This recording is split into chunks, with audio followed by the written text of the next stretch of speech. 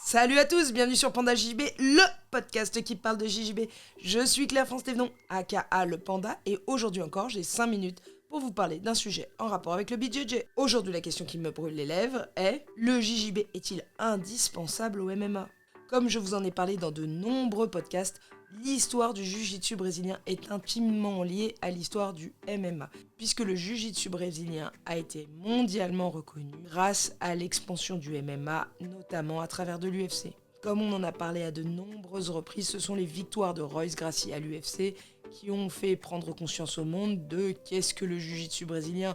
Mon Dieu, c'est incroyable, cet art martial qui emmène en sol et qui permet de péter des bras. C'est fabuleux, il faut absolument qu'on en fasse. Vite, roulons-nous par terre et essayons de nous casser des bras et de nous étrangler. La suprématie du Jiu-Jitsu est devenue quelque chose de tellement évident dans le MMA que c'est devenu pendant longtemps un indispensable. Mais maintenant, on peut se demander si aujourd'hui le fait de faire du Jiu-Jitsu brésilien est absolument indispensable pour un pratiquant de MMA. Avant de répondre à ça, il est peut-être bon de préciser ma propre position vis-à-vis du MMA. Moi, le MMA, globalement, j'en ai rien à talquer. Cela dit, je suis arrivé à une période où il y avait encore le mythe très fort de « je suis pratiquant de Jiu-Jitsu brésilien, donc je connais le MMA ». Or, si dans les années 90, beaucoup de pratiquants de Jiu-Jitsu brésilien pratiquaient également le MMA, quand j'ai commencé en 2010, c'était déjà plus du tout vrai. Et pourtant, à cette époque, je me rappelle très bien de gens qui étaient des fois ceinture blanche de JJB, qui m'expliquait comment le champion aurait dû faire autre chose au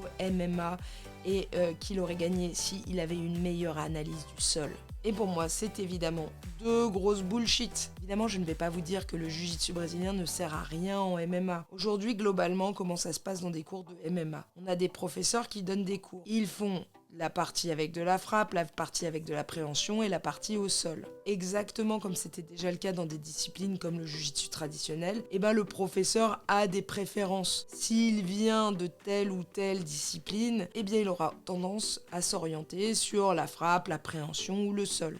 Cela dit, aujourd'hui, on a des élèves qui pratiquent exclusivement le MMA. Ce ne sont plus des gens qui viennent forcément d'autres disciplines martiales. Il y a des gens qui commencent les arts martiaux directement par le MMA. Et aujourd'hui, même s'il y a des zones de préférence pour les professeurs de MMA, par exemple, si le mec vient de la boxe thaï, il aura peut-être une préférence pour le striking. Et peut-être que s'il vient du judo ou de la lutte, il aura une préférence pour l'appréhension debout. Et s'il vient du JJB, il aura une préférence pour le sol. Parce que les victoires du JJB ont amené en MMA et que le sol est une dominante complètement intégrée à la pratique du MMA. C'est-à-dire que tous les profs ne sont pas à ceinture noire de JJB, loin de là. Cela dit, ils doivent avoir une gestion du sol, ils doivent avoir des connaissances en nogi. Aujourd'hui, un professeur compétent de MMA ne peut pas dire le sol, on s'en fout complètement. Le sol est devenu une composante à part entière du MMA. Mais je vous ai dit le sol, je vous ai pas dit le jiu-jitsu brésilien. Avoir des connaissances au sol est indispensable en MMA. Connaître le jiu-jitsu brésilien n'est absolument pas indispensable. Pourquoi ? Parce que le MMA est un sport différent du jiu-jitsu brésilien. Il a ses propres règles. Le jiu-jitsu brésilien est un spectre beaucoup plus large que le sol en MMA. Parce que jiu-jitsu brésilien, ça implique déjà tout le gi, ça implique déjà qu'on enlève toute cette portion du JJB. Tout n'est pas toujours applicable, en particulier dans le jiu-jitsu moderne. Si vous ajoutez des frappes, ça change tout. Donc des techniques qui auront cours, qui auront une efficacité en combat de jiu-jitsu brésilien, n'en auront pas forcément en MMA. Et il y en aura d'autres qui fonctionneront bien en MMA qui ne fonctionneront pas en JJB. Maintenant, comme le JJB, que ce soit en gi ou en no-gi, a un spectre beaucoup plus large que ce qui est demandé au sol en MMA, évidemment, si vous pratiquez le jiu-jitsu brésilien, pour faire du MMA, il suffira de vous adapter et vaut mieux avoir trop de connaissances que pas assez au sol. Mais c'est exactement la même chose pour le debout. Pour le debout, évidemment, quelqu'un qui a fait du MMA depuis toujours, qui connaît quelques mouvements en termes de préhension, ne sera pas aussi compétent en termes de déplacement, de déséquilibre qu'un judoka ou un lutteur. Et pareil, quelqu'un qui n'a fait que de la frappe en MMA sera peut-être moins affûté que quelqu'un qui vient de la boxe thaï ou de la boxe anglaise. Et c'est exactement pour ça qu'à haut niveau, les athlètes se préparent avec des spécialistes dans chaque domaine, que ce soit du striking, de l'appréhension et du sol. Si vous êtes pratiquant loisir du MMA, moi j'adorerais vous dire en fait il faut faire du JJB pour le MMA.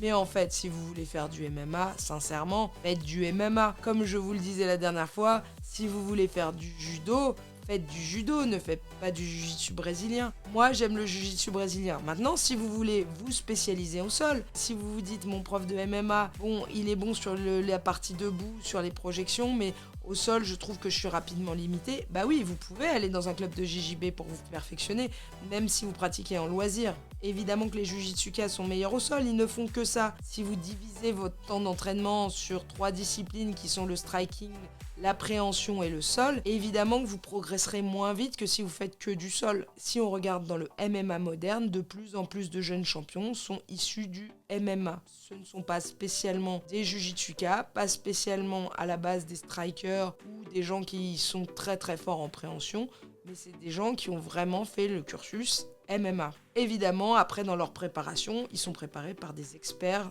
dans certaines disciplines. Et il faut donc se rendre à l'évidence, l'hégémonie du jiu-jitsu brésilien dans le MMA n'existe plus. Le sol est devenu un indispensable du MMA. On a de grands champions de JJB qui passent encore régulièrement au MMA. À haut niveau, les jujitsukas continuent de performer en MMA. Il y a 2 ans, le français Cyril Gane a perdu à l'UFC contre John Jones sur une guillotine. Tout le monde du jujitsu brésilien s'est énervé à expliquer comment sortir de la guillotine. J'ai même vu quelqu'un qui démontrait avec une gamine de 10 ans qui expliquait comment sortir de la guillotine qu'en fait c'était facile. Bon, je suis très content que des ceintures noires ou des gens qui ont 2 barrettes sur leur ceinture blanche aient des avis aussi tranchés et une expertise aussi affûtée. Pour ma part, je me suis déjà prise des guillotines, mais je ne me rappelle pas qu'on m'en ait fait coller contre une cage. Il y avait peut-être des choses à tenter, mais je n'ai personnellement pas expérimenté les sorties de guillotine quand le mec pouvait nous mettre des parpaings dans la face à tout moment. En réalité, que tu sois ceinture noire de JJB ou